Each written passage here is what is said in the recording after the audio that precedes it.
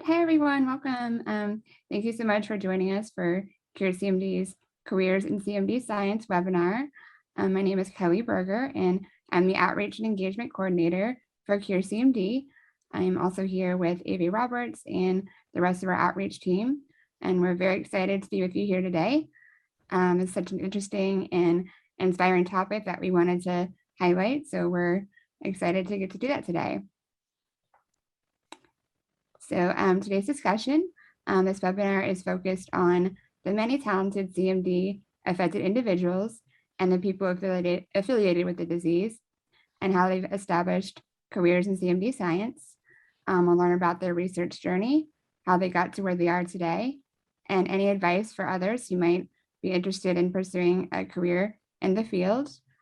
Just a reminder, this webinar is being recorded and will be available on demand on our YouTube channel. We'll also be utilizing the Zoom Q&A function during the webinar. We'll have a formal Q&A at the end of the webinar, so you can ask our amazing and informative panelists your questions.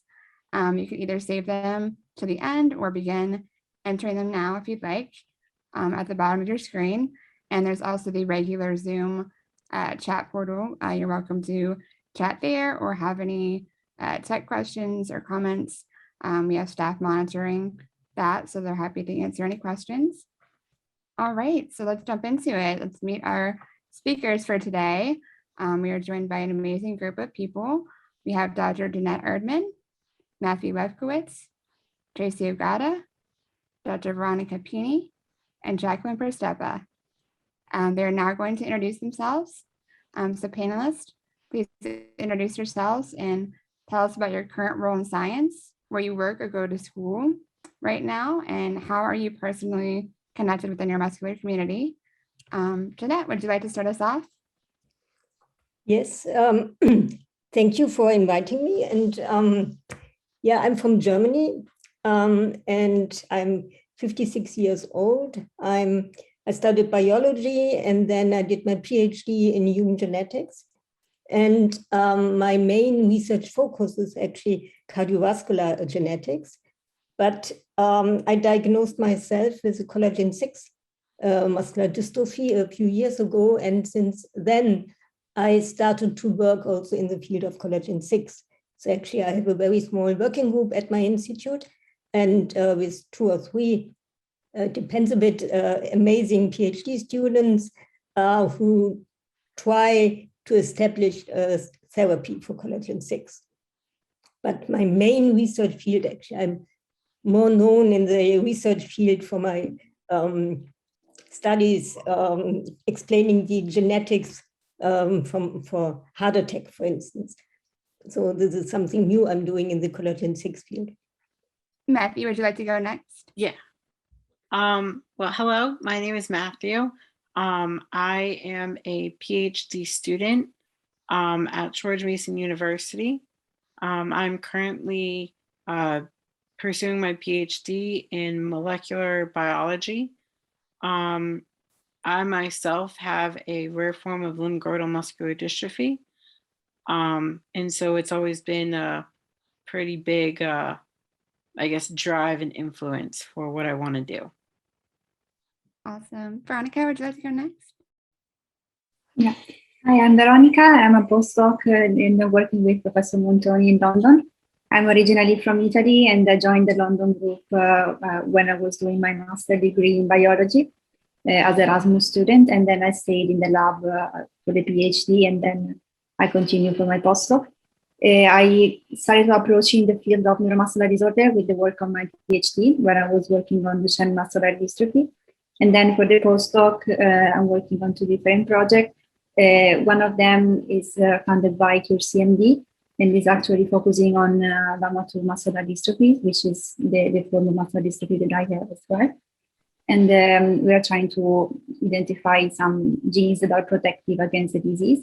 And the other project that I'm working on is regarding undiagnosed patients that are presumably muscular dystrophies or congenital myopathies, and we're trying to find their diagnosis. Okay, awesome. Tracy, would you like to go next? Yeah. Hi, my name is Tracy. I got my bachelor's in mechanical engineering And I'm currently a software test engineer for a spine surgery company, and also continuing one of my research projects that I started at the NIH, where we use virtual reality to measure range of motion as an outcome measure for clinical trials. And I have a younger brother, Alex, who has collagen 6 related dystrophy. Great. And last but not least, Jaclyn. Hi, everyone. So my name is Jaclyn Pristova. I am from Saskatoon, Saskatchewan, Canada.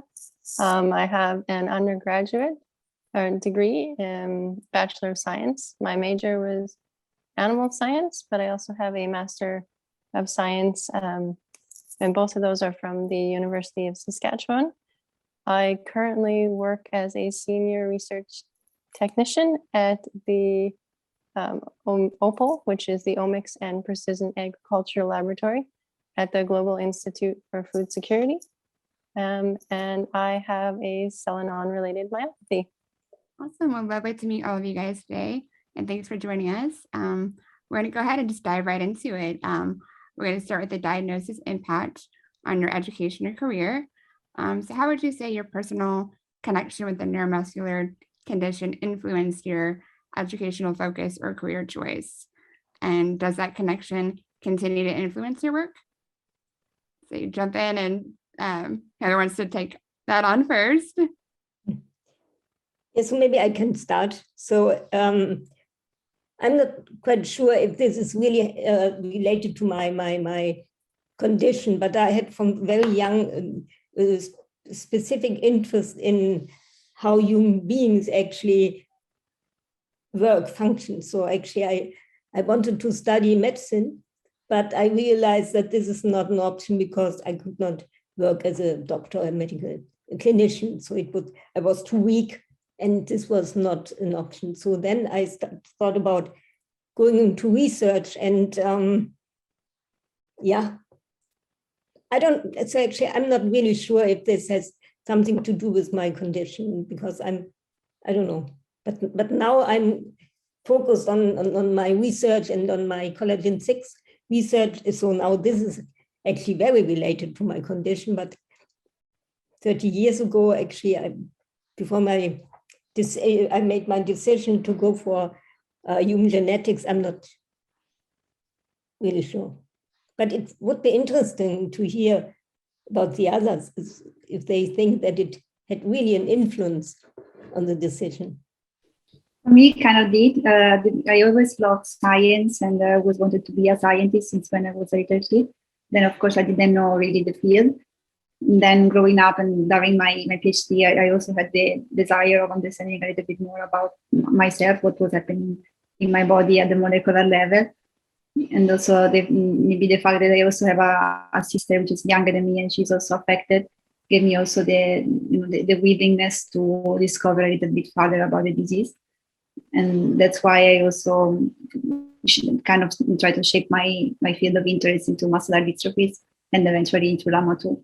And this is actually where I would like to continue to help in this field and try to understand a little bit more about what's behind the disease at the molecular level.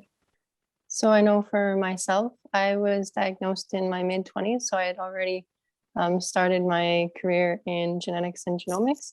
And I had the opportunity to go and work with the Biggs lab, which is at the Boston Children's Hospital.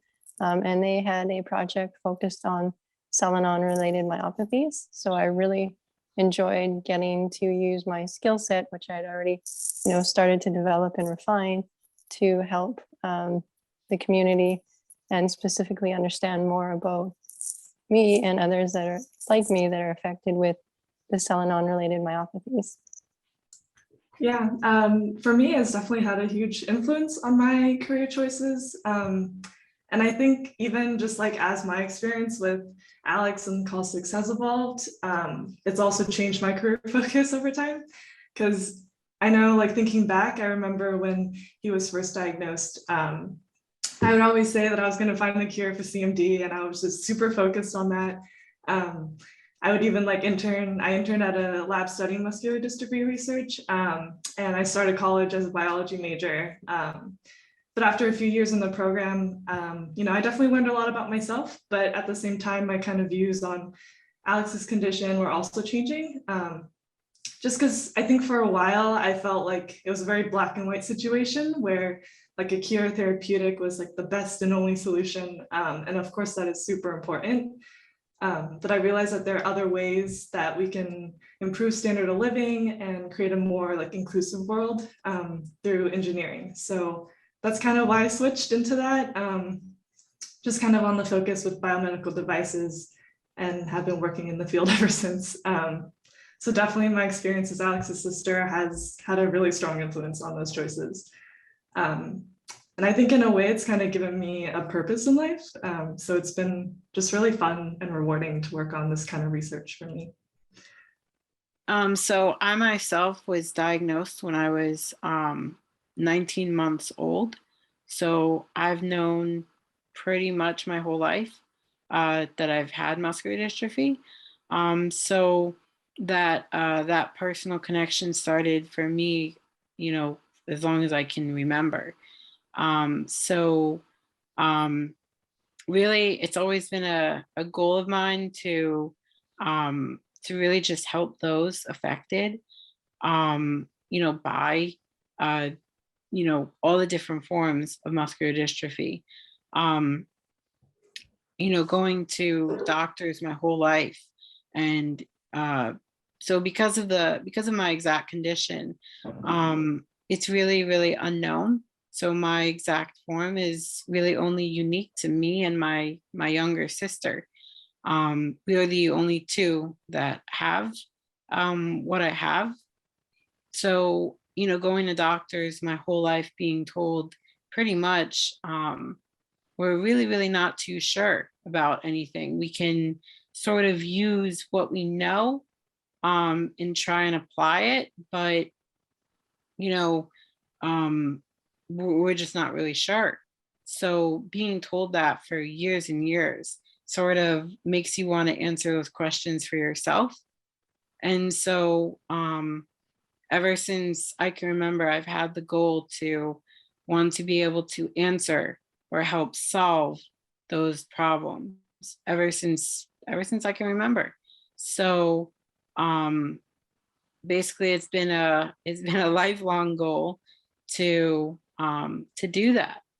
And so ever since then, I started with you know, the idea to problem solve. And so that's why for my undergraduate degree, I became a biomedical engineer and then switched my focus completely to just focus on the actual science itself, to find treatments and or hopefully one day a cure, you know, which is the obvious long-term goal.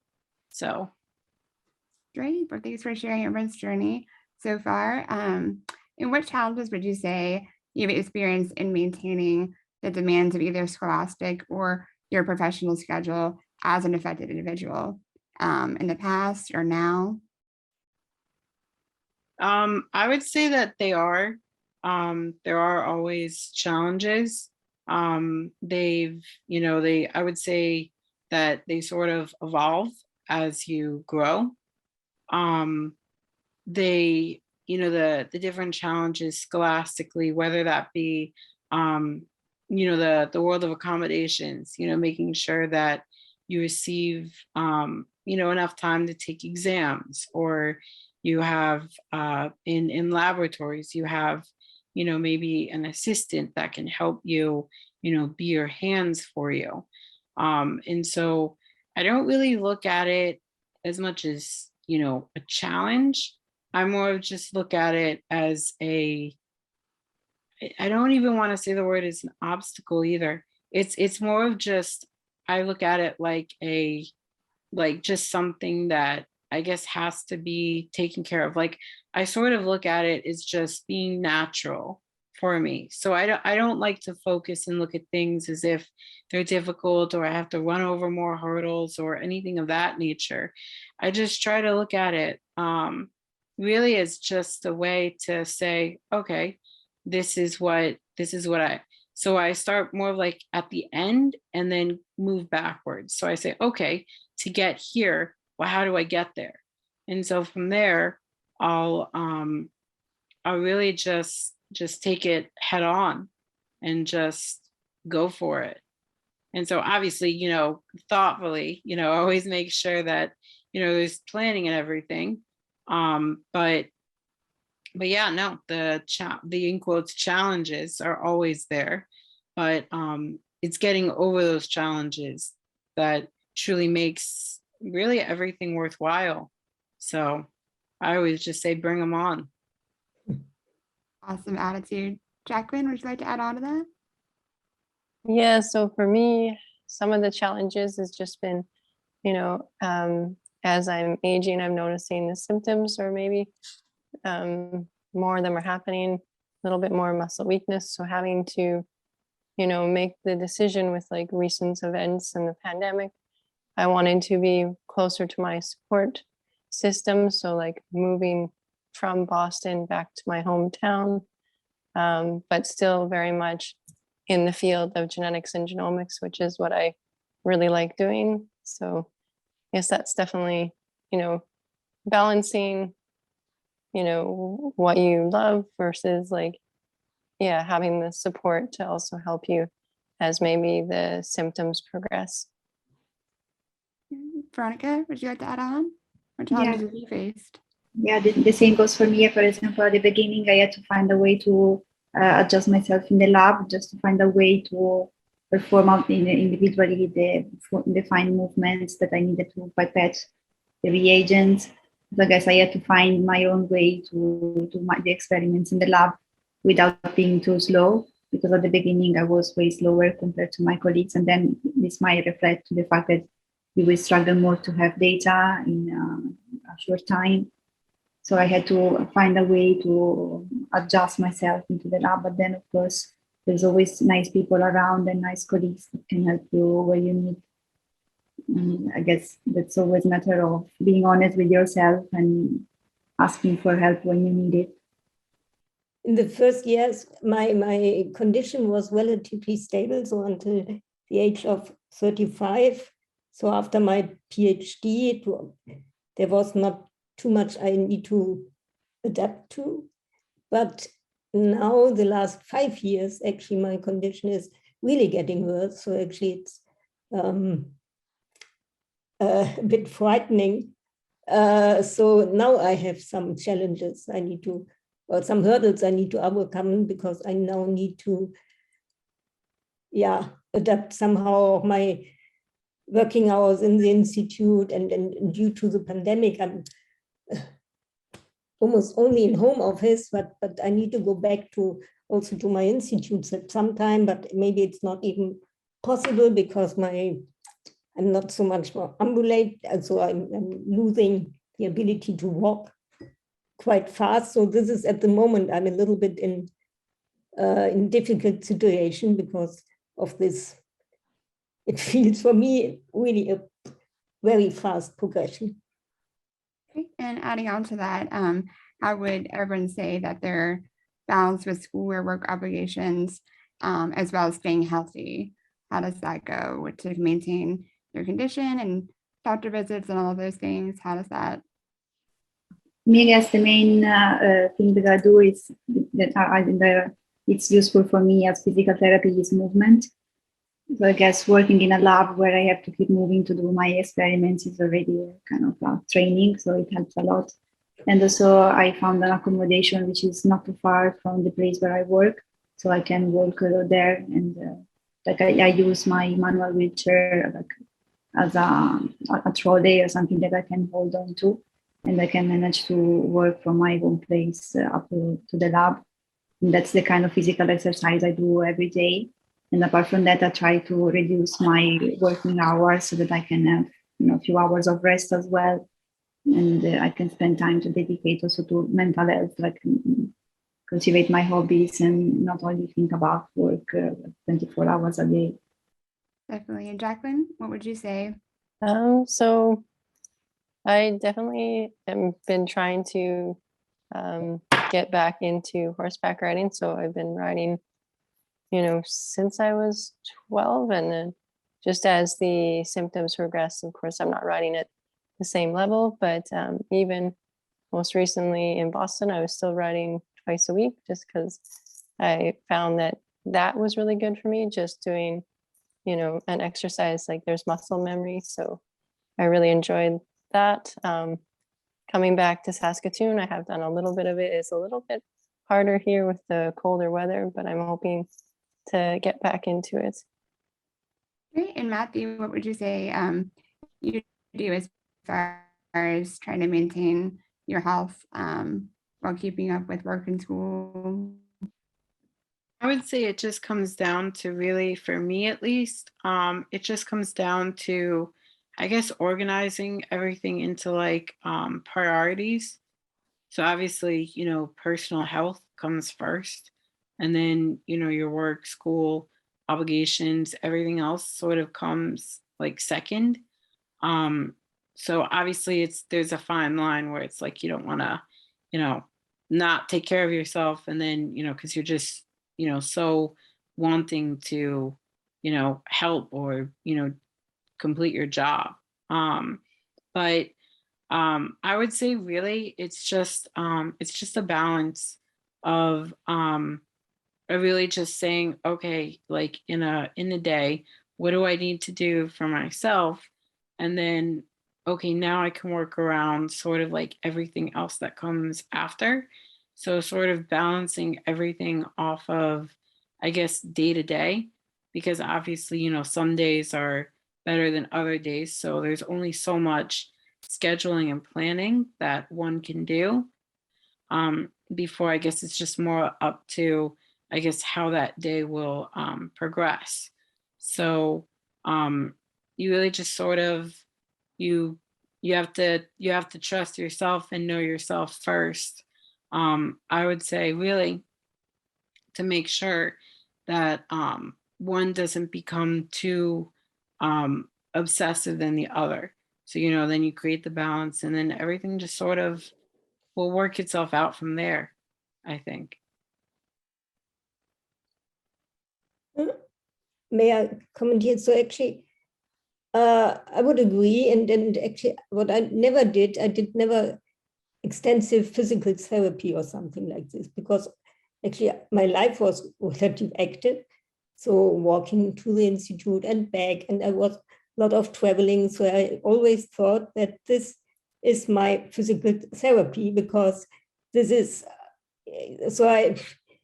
yeah, but now over the last 1.5 years, due to the pandemic, I realized that now I'm doing almost nothing, and now I lose a lot of strength. So this is something that I'm only aware now, that if you do nothing, that's also not good. So actually, yeah, I'm not sure how did you do it over the pandemic? Is this something that you all realize, that if you stay home more, that you lose abilities to walk or to do other things?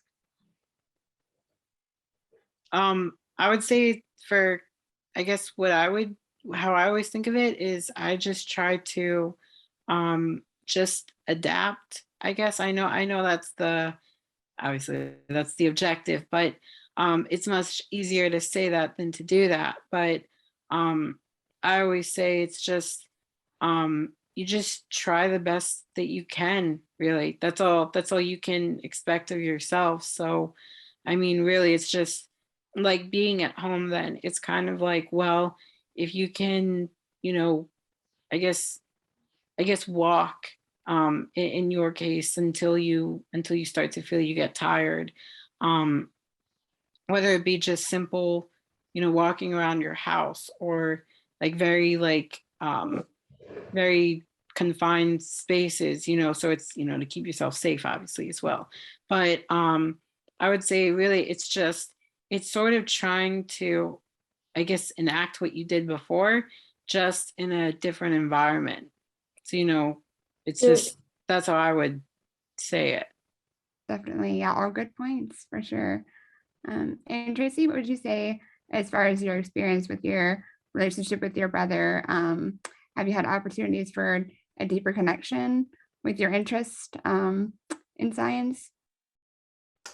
Yeah, we've actually recently, gotten closer as he's been thinking about what he wants to do for college and his future career.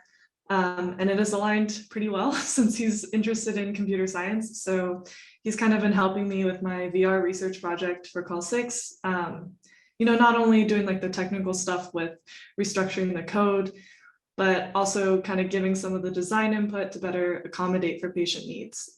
So it's been a really cool way for us to kind of bond over similar interests in computers and coding and stuff, but also learn from each other.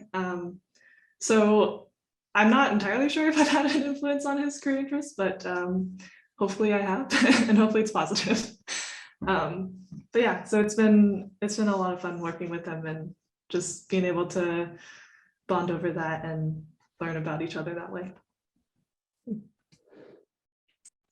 Very cool. Great. Well, let's move on to mentors and care support. Do you or did you have any scholastic or professional mentors that were key to your success? And how did you meet them and establish that relationship? Veronica, would you like to start off?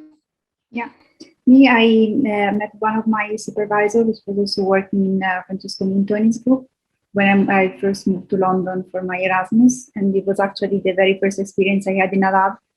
So I was kind of scared of not knowing how to do my job independently, and I remember I was really scared to enter in a cell culture room because I didn't know if I was going to contaminate some cells, and then the scientific words had to go thrown away. So I was really scared, but then I found this supervisor and he was super nice and helping me to identify tricks so that I could do all my experiments independently. And starting from arranging things in the lab where maybe some reagents were on higher shelves, so we put them on the bench level, or providing some more chairs, or lowering the hanging all the items that I needed to hang my coats. And it was something really simple that no one actually did for me before. And this helped me to have a little bit of self-esteem and also to learn that I actually could do my work independently. And I guess all the London group that was really supporting also in understanding my disability and in providing the help I needed. So I guess these people were those that I have to thank for my success and my path that I'm doing here. Jaclyn, did you have anybody that helped mentor or in your career there? I've definitely met a lot of people along the way who've helped me get to where I am today. Of course, I guess my first one would probably be my Master of Science supervisor, who kind of, I had a little bit of experience with genetics, just like the undergrad required classes, but taking on the Master of Science project and being kind of just diving deep into genetics and genomics. Definitely my supervisor helped me along the way. I've other people too, getting to go to the Cure CMD, the first conference that I got to go as a patient advocate in 2017, and getting to meet Dr. Biggs as well. There's so many people that have definitely helped me along the way, and definitely appreciate it. And Tracy, what about you? Oh yeah, plenty. I definitely wouldn't be where I am without all the support and help from my mentors. I think I will specifically shout out my first mentor and now close personal friend, Apurva. She was a grad student that I worked with during my summer internship for muscular dystrophy research. And since we were kind of working together every day, we just talked a lot and got to know each other. I would kind of share my dreams and goals and kind of ask her about her journey. And just over time, we bonded and became good friends. And, even after the internship, we would keep in touch. And she was actually the one that told me about the NIH summer internship program. And that's kind of how I got into the research that I'm doing now. So yeah, I definitely owe a lot to her.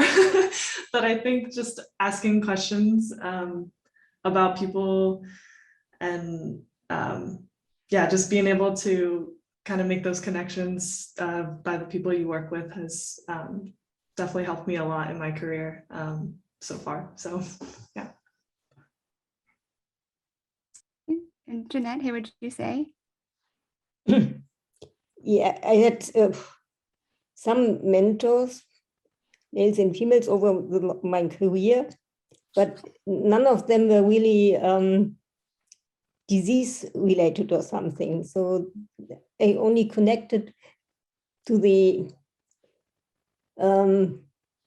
like the QCMD only recently. So actually maybe 5 or 6 or 7 years ago. So and now actually I am the mentor of some young students who actually for instance, one young student who's actually also affected, and she's studying, doing her bachelor and master. And so this is something that I'm now taking the role of a mentor. Yeah, but my connection to the muscular dystrophy community, yeah, it's not so long ago. So actually, I guess it's since 7 or 8 years. And Matthew, what would you say? So I guess it's for me, I'm not really sure if I would consider them a mentor, but it wasn't as much of, I would say, as a scholastic or a professional capacity. My mentor was a friend that I knew that has muscular dystrophy. And they ended up going to college themselves, and I thought it was amazing. And I always knew I wanted to go to college when I was little. So I guess he was the person that I sort of saw that actually did it. And I was like, wow, like that's actually, you can do that. So so I would say I connected with him, and I would say just seeing him thrive in college, it gave me the mentality of really, well, I can do that too. So from him, it's sort of just, it was always a thought in my mind, not a doubt at all that I would eventually be there. And so, yeah, and I ended up meeting him through MDA camp. And so, yeah, and so we knew each other for a very long time. And yeah, so he was sort of like my mentor for really just saying, like, I can do that too. So I would say he was. Great. And when thinking about day-to-day schedules, as far as balancing things, would you say that you utilized any sort of professional caregivers or resources, transportation, mobility devices? What kind of things do you use day to day that have helped you be able to maintain your schedules? So I have a personal care attendant that lives with me. And so when I was at college, we actually had a team of attendants, and they were actually college students as well. And so it was actually,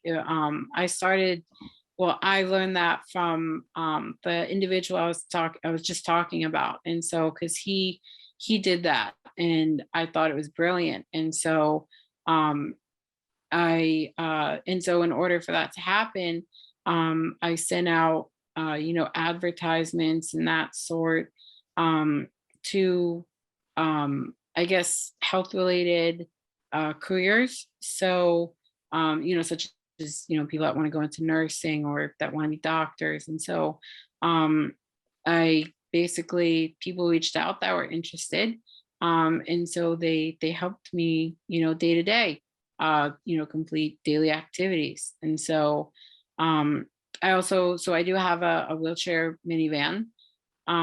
that I myself do not drive. One day I'll drive it. One day, I think they actually have technology now where you can control a vehicle with the joystick. So I think Tracy might be able to add to that one eventually, but yeah, so I'll eventually be there. So but yeah, so I do use the wheelchair minivan as well. Mobility devices, I am in a wheelchair. So and I would say other types of resources, computers are being taught to be extremely I guess user friendly to those that need extra assistance. So whether it be different dictation software or different accessibility features that are starting to be built into computers now, I would say really I've just taken full advantage of those in whatever programs I end up hearing about, because they really do help me maintain being able to complete daily tasks or my work schedule and everything.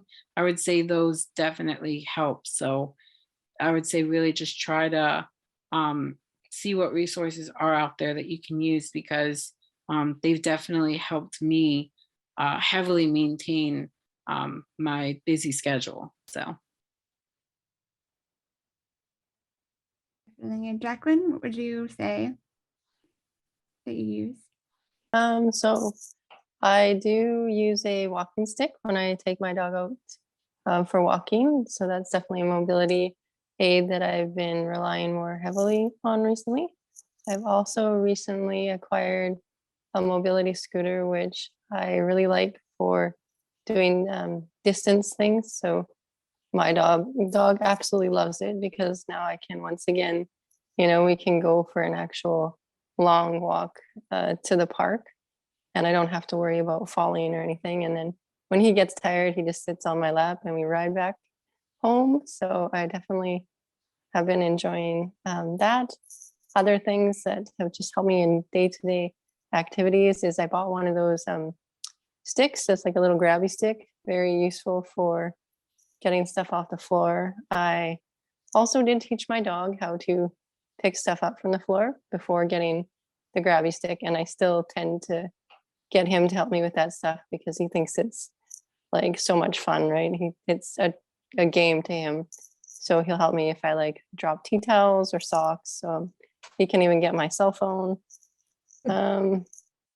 Yeah, definitely have been being closer to home, have a support system as well. So for some things, definitely friends and family will come and help me with some of the stuff that's, a little bit harder to do. Also, getting someone to help with just cleaning once a month, doing like the deep cleaning stuff has really helped. Yeah, I think that's pretty much mostly what I kind of use to help me day to day. Jeanette, what kind of devices do you use in your day-to-day? Grabby sticks. I'm not sure how it is called in English. A rollator, is this something that you know? So it's something you help to walk. So this is something I need, and actually I'm thinking about using getting a wheelchair. So, but that's it. And yes, at home we have someone who's doing the deep cleaning, and yeah, this is the main things. Walker. Yeah, walker with wheels. Yeah, this is something what I'm using. Yeah. Okay. Great. And Veronica, what about you? Well, when I was in Italy, since I wasn't living close to the campus, there was like a university service. They had like a minibus, like a minivan that were going to pick me up from my apartment, and they were going to take me to the university. While in the UK, since I'm still living close to home, I'm going to work with my manual wheelchair. So I'm actually working pushing my wheelchair as if it was a walker. And then I use it even as a trolley. And when I go to do grocery, for example, I put all my grocery bags on top of the wheelchair. and I just push it so that I don't have to carry heavy items. And for longer distances as well, I bought recently a mobility scooter, which is something that I now couldn't live without. And I discovered it during the pandemic because in this way I could actually go around a little bit more without using public transportation. That it was highly discouraged. So it's, yeah, these are the main mobility. Right. And thinking about advice for others, what advice for other affected individuals interested in this field would you say they could start doing to set them up for success? Like, what advice would you have for those interested in pursuing those careers? Matthew, would you like to start off? Sure. I would say really advice-wise, I would say my biggest one is really just don't say I can't do this, because once you start putting doubt into your mind, like it'll win. So as long as you say like pretty much like I can do this or I'll make this work, then really I'm living it. So it's kind of like, just I would say just don't stop, like don't quit, just really just go for it, because you'll definitely surprise yourself. Whether it be and definitely try, and if you have the thought that you do like want to go to college, or you definitely do want to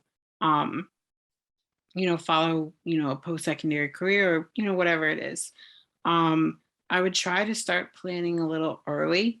I know I came with a go with the flow attitude a little bit too, but definitely where you can try to plan, whether it be if you do plan to go to an away college, try to start, seeing where you can look for, maybe a personal care attendant, or try and see if that university has, available resources that you can use to make your experience a little bit easier and more, doable. So I would definitely try to say to try and start planning and try to do your research as much as you can in advance before you truly make that, before you truly make that dive. So yeah, I think, and yeah, no, but again, however daunting it may seem, it always is doable. So you just have to go for it. So.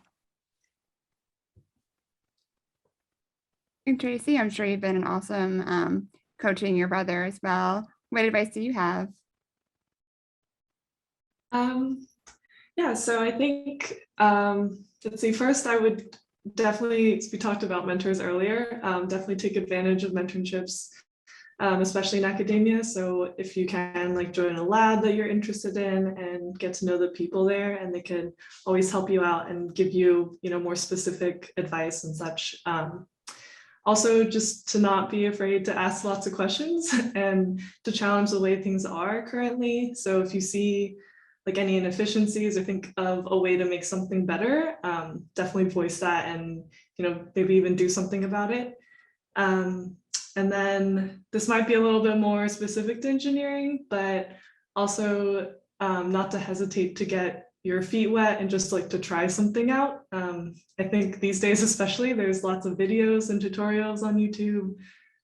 You can buy like anything off of Amazon and there are lots of free software and development environments that you can work from. So don't feel like you have to take a class in order to start something or start learning about something that you're curious about. And you can kind of start tinkering with things now, even if you're interested. So those are all things that I kind of wish like people had told me before, because I was always sort of hesitant and kind of scared to ask questions and stuff, but those are all like really important things to do, and it'll always help you in the end. So that's all I have.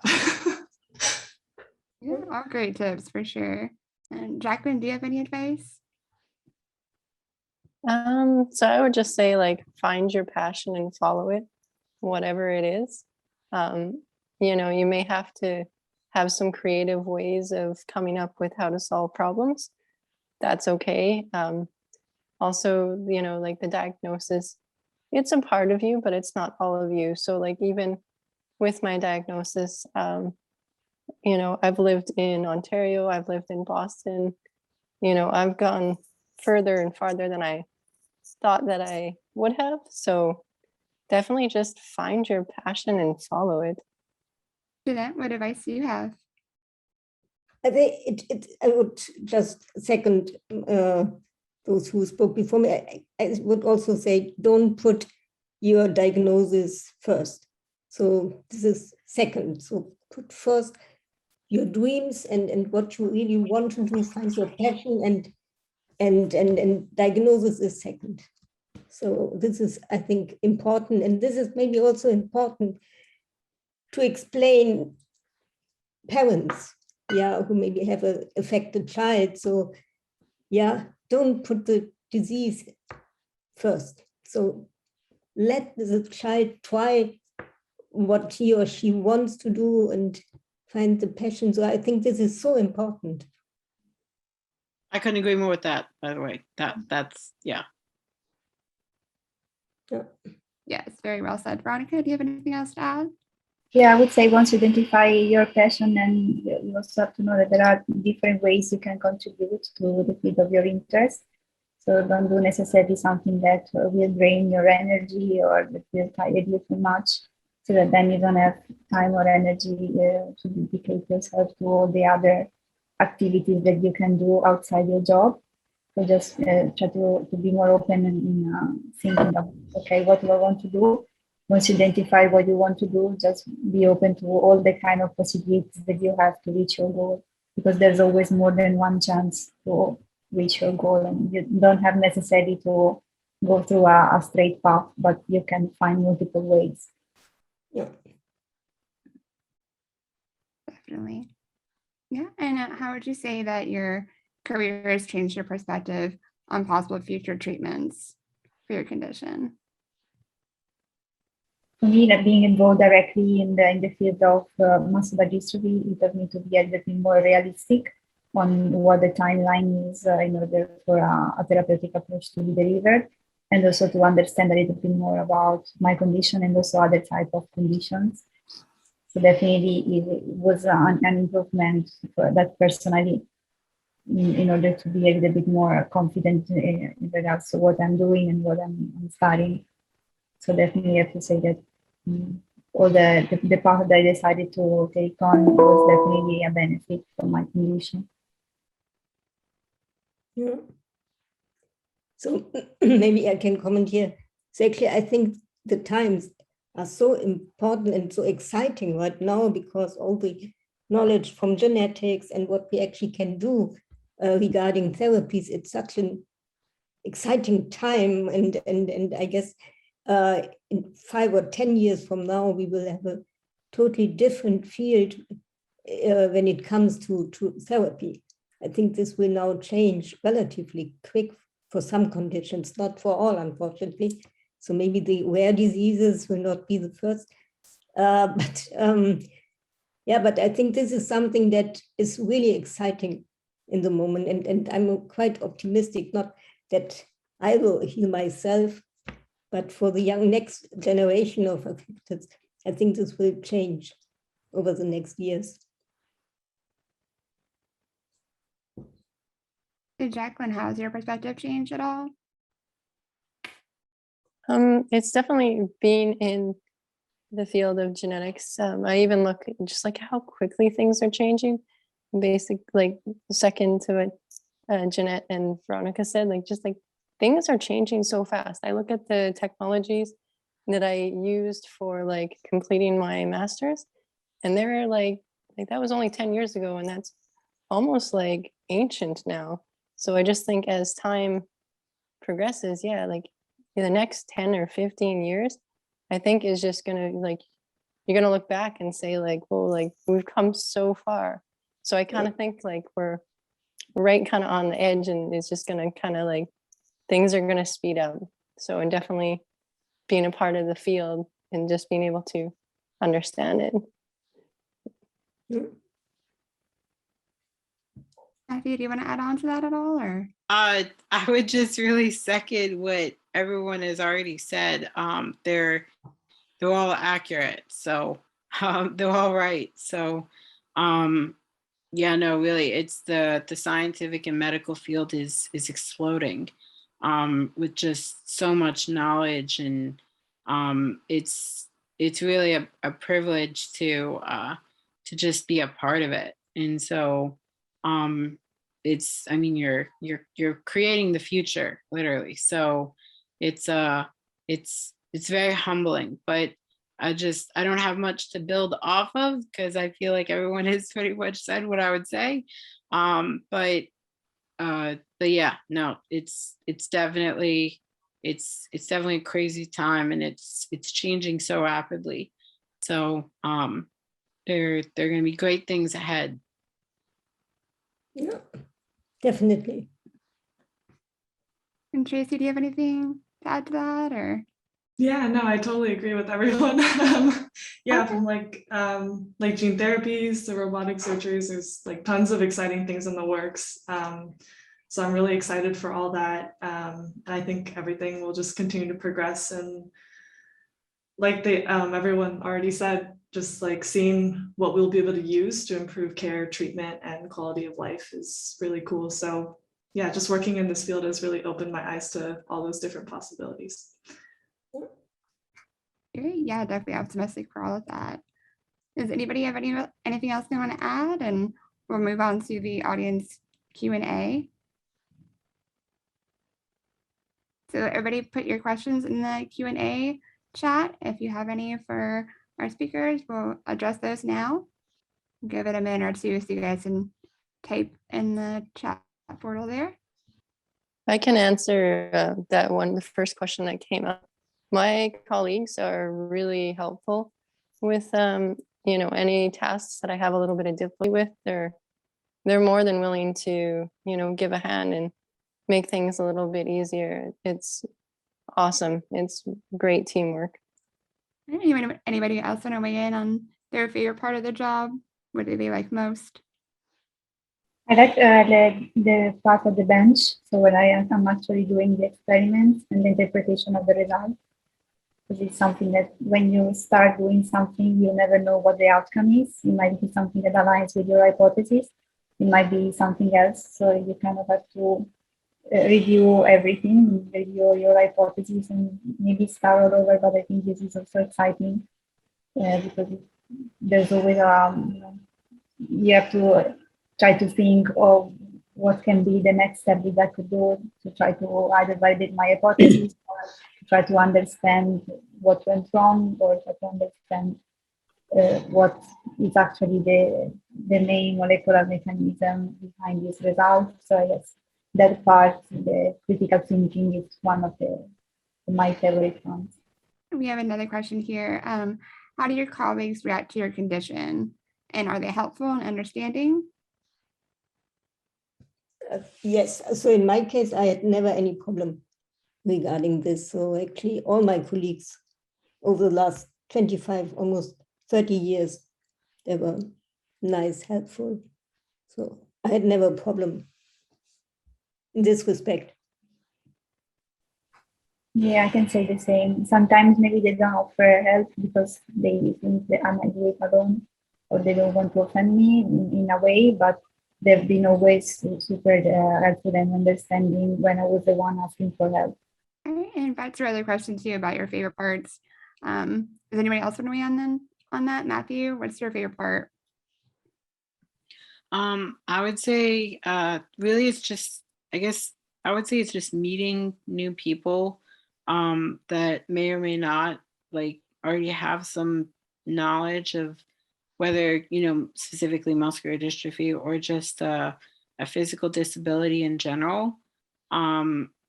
I feel that it's really cool because I do believe, I feel people are extremely open and are super curious. To be in the field of science already, you have to have and promote curiosity. I really, I would say that's my favorite part of, well, you don't really feel like you're the odd one out. Like everyone is just there working towards a common goal. So I love that environment.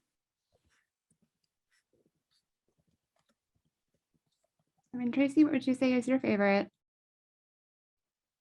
Yeah, I think my favorite part is probably, I guess, just like the brainstorming part, where you just kind of bounce ideas off of each other and kind of discuss all the different ways to go about approaching a problem. And yeah, just kind of being able to have that open environment to talk openly and think about all the different possibilities, and also narrowing down all those solutions. That's probably one of my favorite parts. I would say the other part would be just once you actually have something and you're able to test it with the population that it's intended for, and just, I guess, the rewarding feeling of seeing something that you've made help other people is always a really good feeling. So yeah. For sure. Does anybody Myself? else want to add on to that? So for myself, I really enjoy being at the bench. I really like kind of troubleshooting, solving problems. So that's a lot of what I do, but I also get the opportunity to work with some sequencing platforms as well. So I really enjoy being like kind of on the edge of like getting to see new stuff as it's coming out and getting to learn how to, perform the assays and, use the machines. I love all of it. So actually, I found this webinar extremely interesting, and I really love this idea to bring together people who are actually affected and doing science. So maybe this is something that should be made broader so that we are more. So I know a lot of people, not a lot, but actually 5, 6, or 7 researchers who are also affected. So this might be something that one somehow meet again, and because for the awareness of science, of research, I think this is extremely helpful to do so. I second that. That would be cool. Yeah, so thanks so much everyone for joining us today. A very big thank you to our speakers for taking time out of their busy schedules to be with us. Hopefully you found this inspiring and informative. I know, especially as an affected individual myself, we're very grateful and lucky to have such amazing people along our side in the fight for treatments and a cure for CMD. So thank you for all that you do. We definitely want to make sure and save the date for our next webinar. We're doing a 2-part mini-series for caregiver mental health, early 2022. And then we'll also do a 2-part mini-series for the affected individual in February following that. So definitely stay tuned for more info on that. We're keeping with the new year and new perspective, and thought it was fitting to tie in mental health, as it definitely needs special attention. So we hope to see you there. Of course, if you have any questions about the webinar or any other CMD programming, feel free to reach out to our outreach at curecmd.org. We're more than happy to answer questions or concerns.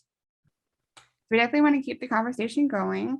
Definitely share with us what you learned today using at CureCMD as the tag and the hashtag CMD Science Careers. So hope to see you guys soon. Thank you.